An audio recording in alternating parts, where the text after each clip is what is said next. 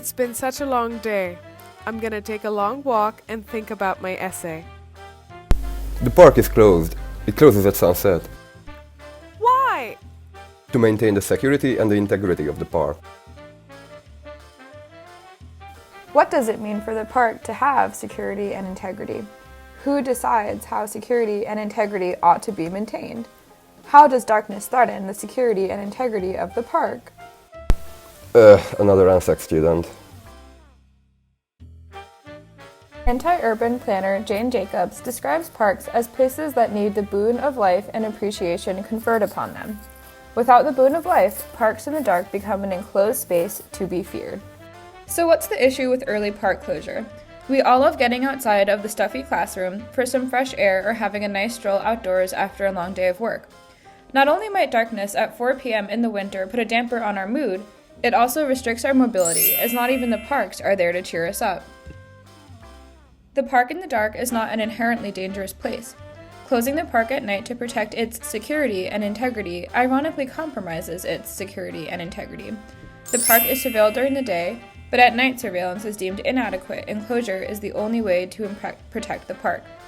Regulations meant to maintain the park's integrity and security are self-fulfilling. They reinforce the idea that there is something inherently unsafe or scary about the park in the dark. How do these assumptions about park space translate into assumptions about communities? There is the assumption that at night people may cause harm to both the park and each other.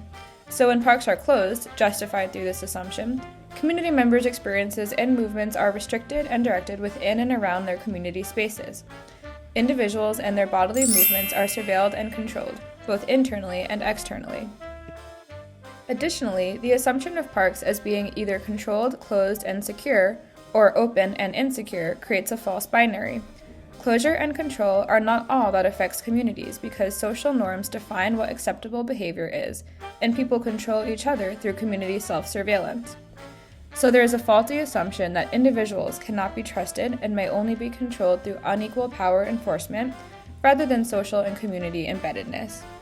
What are the impacts of these assumptions about park space on society?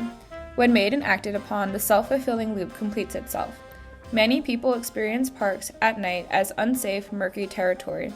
Experiences, movement, accessibility, and people's sense of privacy and security are controlled, directed, or undermined. If parks indeed need the boon of life conferred upon them, what if we were to imagine them as convivial, communal, involved spaces?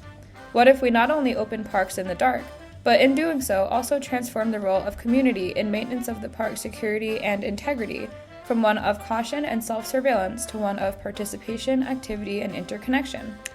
Opening parks in the dark through community discretion and participation allows for alternative embodied mobilities that are fluid, shared, present, and comfortable.